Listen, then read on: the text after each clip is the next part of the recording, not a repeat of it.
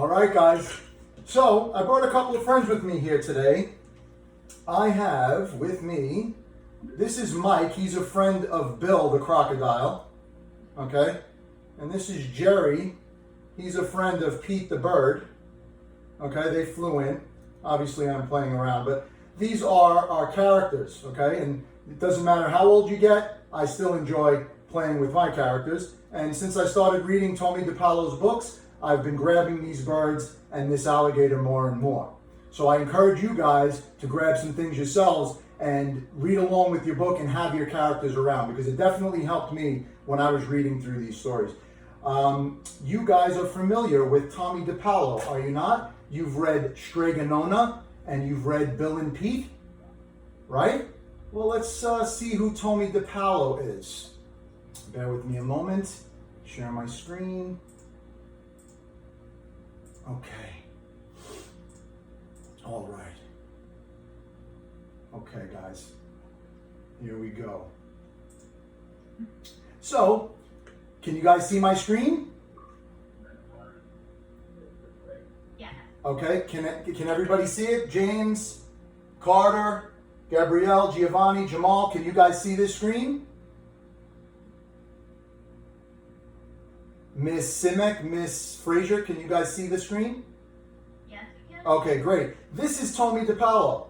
This is the writer of your books. Look at this gentleman right here. Good-looking old fellow. He wrote these books, and we're going to find out where he got his information from, what kind of things he drew from. All right.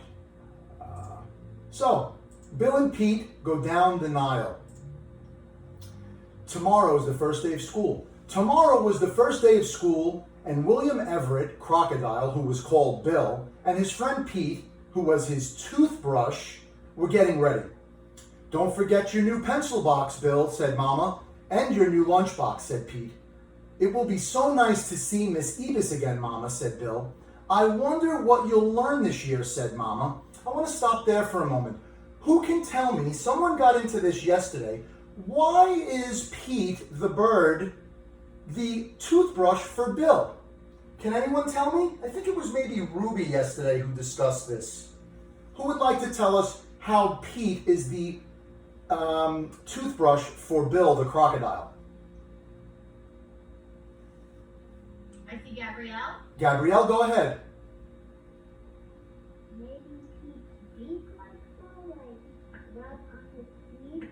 Yeah, very, very good. Okay, yes, he uses his beak to pick out the food on his friend Bill's teeth. So in that way, he becomes kind of a toothbrush.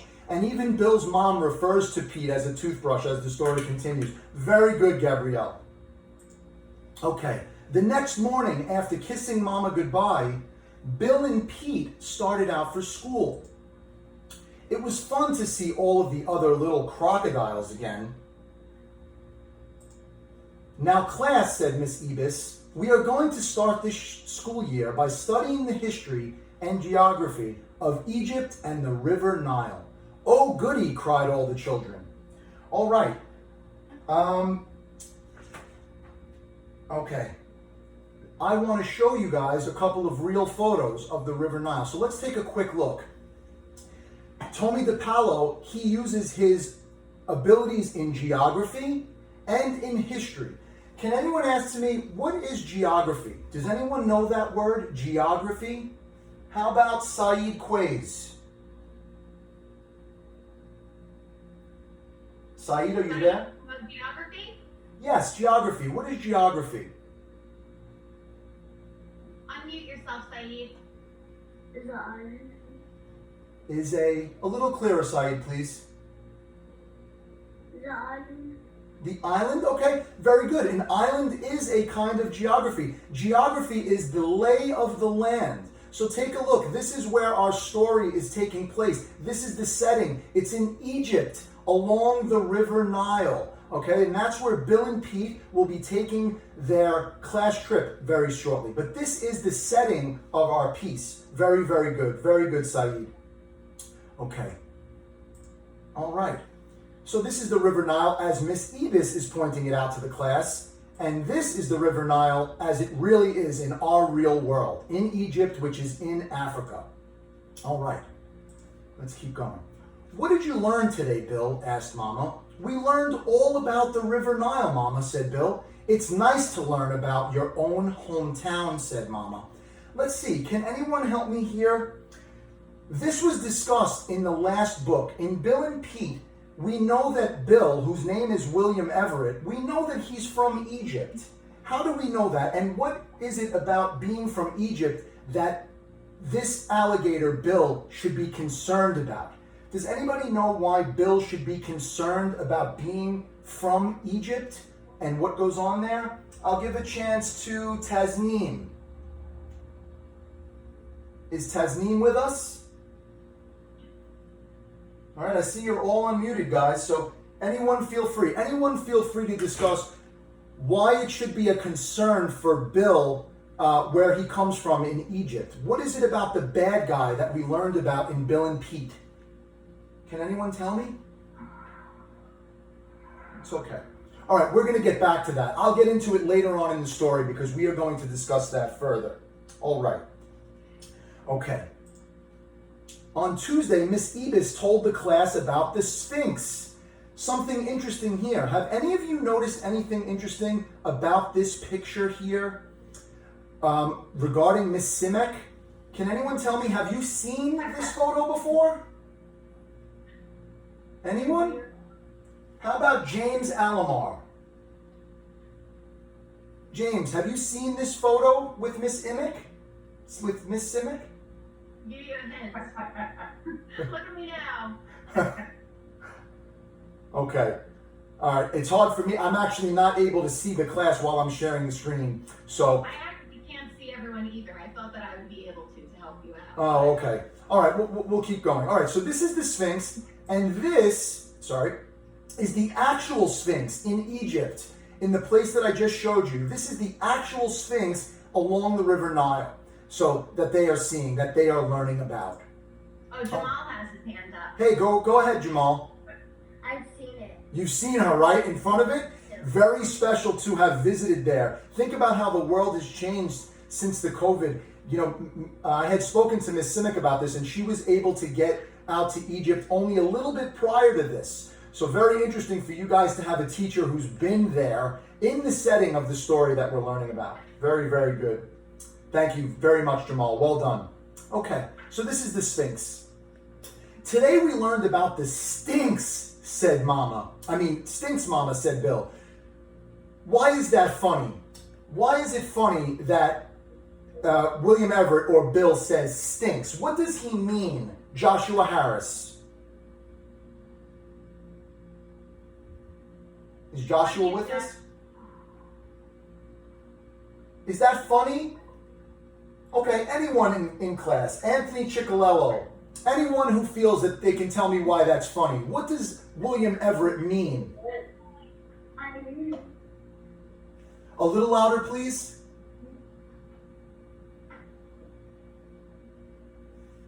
I don't mind. Go ahead. Anyone who would like to respond to that can. What's funny about that? He's saying stinks. What does he mean? How about Santino Bodil? Go ahead, Jason.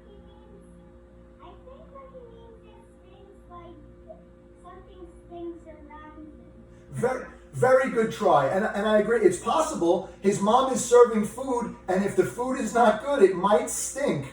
But when he's telling his mother stinks, he mispronounces the word. And what he meant to say was Sphinx, which is this photograph, okay? So he is saying, today we learned about the Stinks, Mama. You mean Sphinx, Bill, said Pete. And boy, is it weird looking. Very good tries, guys. Good job, Santi. I forget. Okay.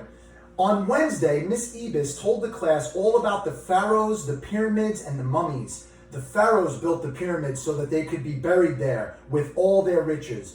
Miss Ebis told them when they died, they were wrapped up in long strips of cloth called mummies. The mummy was put in a beautiful case called a sarcophagus. We are coming up on Halloween. Have any of you seen a mummy? Please feel free. Anyone put up a hand? Anyone? Has any of your friends dressed as a mummy for Halloween? Yeah, I see some hands. All right, great. Okay, we're going to see some of them walking around. These are actual photos of real sarcophaguses from Egypt and real mummies. Well, in this case, it's a toy mummy.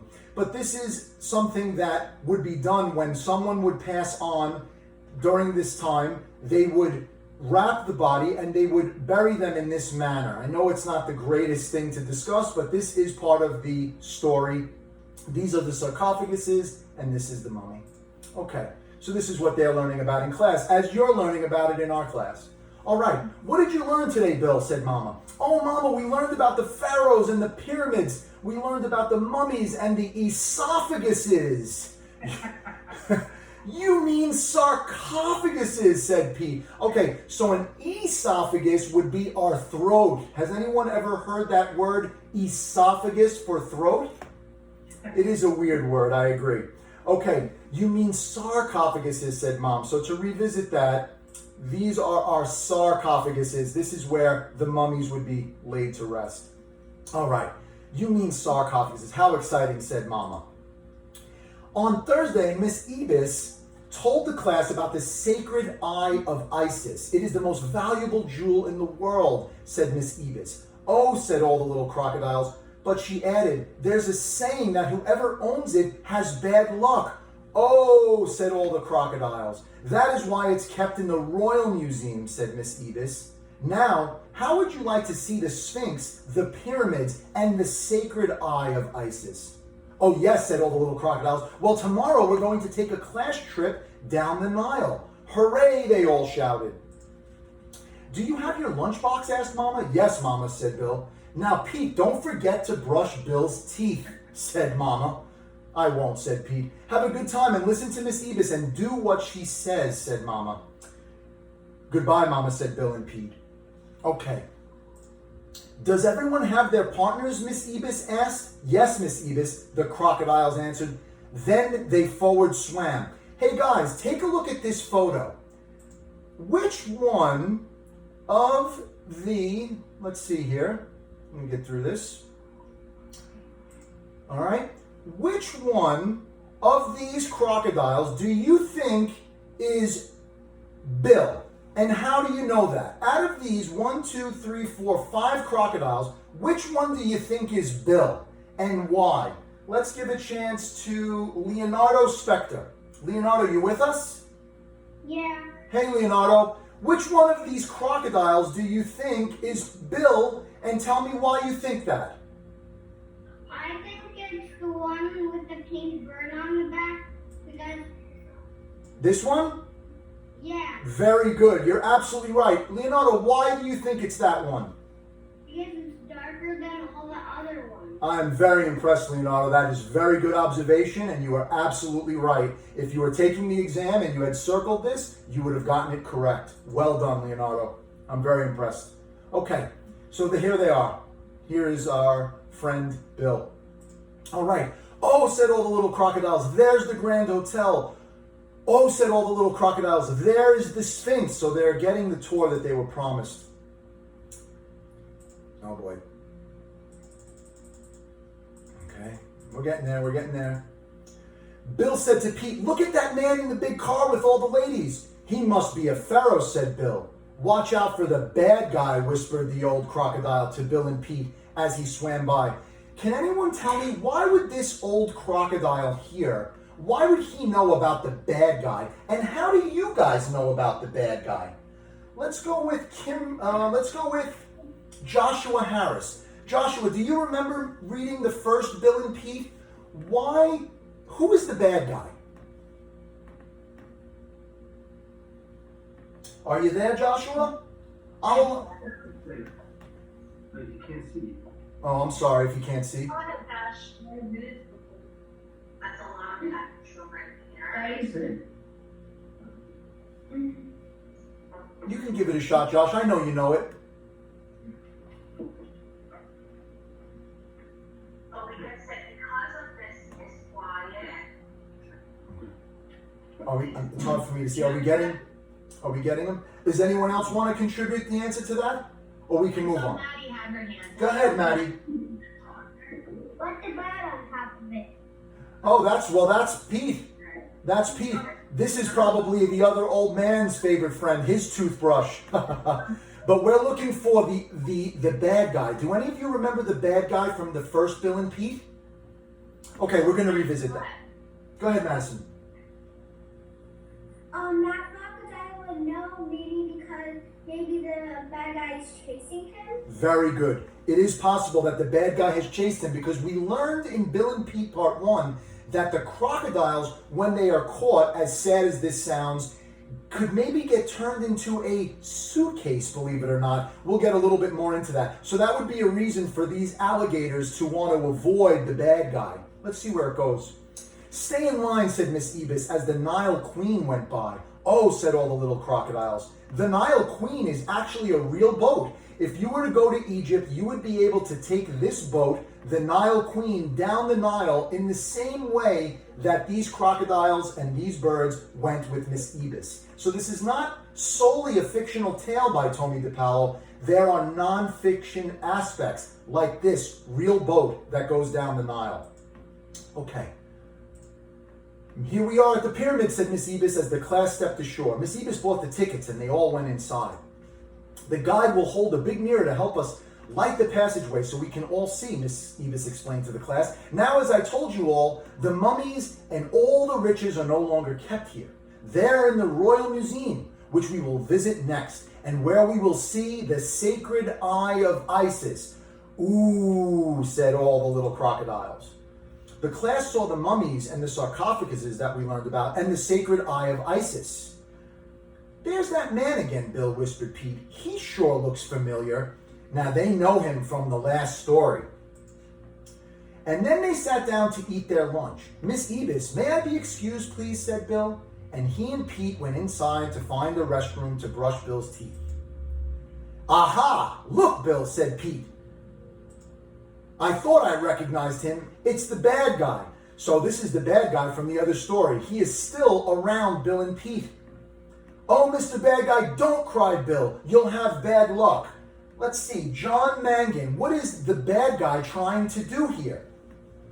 What is the bad guy trying to do? Oh, yeah.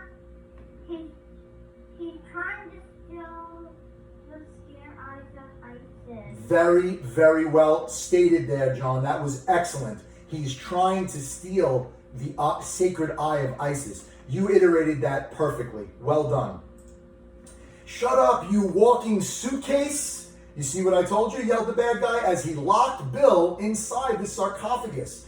You walking suitcase, which is an allusion to the fact that if you are a crocodile in Egypt along the Nile and you get caught by a bad guy, they will turn you into a suitcase. So it is a reason to stay away from him. You can't do that to my friend, shouted Pete, and he flew into the restroom to get some toilet paper. Take that, said Pete, and he flew around and around, and presto, the bad guy became a mummy. Then Pete untied a guard who let Bill out of the sarcophagus. Where have you been, William Everett, scolded by Miss Ebers. Why, these two fine fellows saved the sacred eye of Isis. From falling into evil hands, said the head of the museum. The bad guy is being taken to Cairo and being put in a jail. And as a reward, we're going to send you all home on the Nile Queen. Oh, said all the crocodiles. And so, Mama, that's what happened on our first class trip, said Bill. My goodness, said Mama, what an adventure. And Miss Ebis was right, said Bill. The sacred eye of Isis does bring bad luck, especially to bad guys. The end. Well done. Okay, let's see what we got here. Get out of that. All right, got some pictures. All right. Before I do one more thing, all right, these are a couple of things I want you to do. I'm not going to hold you. I know you have many things to do with Miss Simic, but one question I'd like you guys to answer, and if you feel that you can, is above here. I'd like you to write a quick letter to Tommy DePaolo telling him what you noticed and liked about his story. That is something I'd like you to do, if possible, okay? And then the other thing that I would like you guys to do, if possible, is to draw a river similar to the river Nile, the one that we saw here. It can be anything you want. You can make it as crazy as you'd like it to be. Either one of those things that were just stated would be fine. You can either draw the River Nile, okay, and submit it. You can do it with pens, you can do it with crayons, you can do it with paints, you can do it on an iPad if you have that technology, okay? Anything that you'd like. And I will come in one day to check out that formative assessment with Ms. Simek, okay? Or you can also answer the question, what did you like about the story? What did you like about what Tommy DiPaolo did here? Okay? Now let's see, let me get back here, and I want to ask a few questions. I'm going to stop sharing my screen. Okay? All right. Guys, I'm so proud of you, man. You did such a great job answering questions. That was really impressive. And I'm not just saying that. This was hard level work, and all of you got involved here. All right, I have like 2 more questions and then we can sum it up, okay? All right, before I do that, we are a class of a very eclectic learners, meaning we come from all over the world, you guys, all right? There are people in this classroom who come from, South America, North America, China, even possibly Egypt. And I wanted to give you guys a little bit of insight here, all right? Here is the word crocodile, okay? Can everybody see that? Crocodile on the top. If you were to say it in Arabic, the word would be tamsa. And this is the way that it would be written in Arabic. Can everybody see this? Put a hand up if you can see it. Now, it's interesting for us to know this because, like I said, we come from all over the world. And because we are in America, we are speaking English in this class. But there are people that are speaking many different languages amongst our group. All right, so this is the Arabic way to say crocodile, tamsa. If you happen to come across someone speaking Arabic, you could say the word crocodile, tamsa. If you want to say the word bird in Arabic, you can say it, and this is the way it would be written. And the word is ta'ir. Can you say it with me? Let me get somebody to say it. Or all of you, unmute yourself, say ta'ir. Ta'ir, very good. That is the Arabic word. Well done. Well done. All right. Nice. Let's do a couple more. How about if we have a Chinese friend in class? If we had a Chinese friend in class and we wanted to say the word bird, here is the character that they use, but the word would be meow. Let me hear you all say it. Meow. Excellent. Meow. Awesome. Great job. I got one more for you. Crocodile. If you were to say it to a Chinese friend in class, this would be the character for it, and this would be the word. It's AU. Can we all say that together? AU. I am beyond impressed. Okay? I am beyond impressed. One more question and we will sum this up. Okay. Actually a couple more because we have 7 more minutes and I want to give Miss Simek the last 5.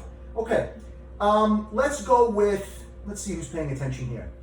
All right, good. Ruby, how do you think the author, this gentleman, Tommy DiPaolo, how do you think he comes up with these stories? Whatever you think about that, I'm interested to know, how do you think he came up with the story Bill and Pico down the Nile? Probably he was thinking about trying to go to a place like that or learning about it. That's a good... He thought he wanted to make a story about it so other people learned about it. Oh, wow. That is really well stated. I agree. I think he had to know about it. Either he went there, he read about it. So for you guys, if you want to write things, very important to write about things that you know, like Tommy DiPaolo did here. Okay? Let's go with... I want to get more people. Let me see. Let's go with Sophia Kowalski. Is she here? Sophia? All right. I'll go with Jaya Zeng. Jaya. Are you there? Unmute yourself, Jaya. Jahi, unmute yourself. Hey, okay. What do you think this author's favorite subjects were in school? Take a guess. What do you think he liked to study? I think he liked to study science.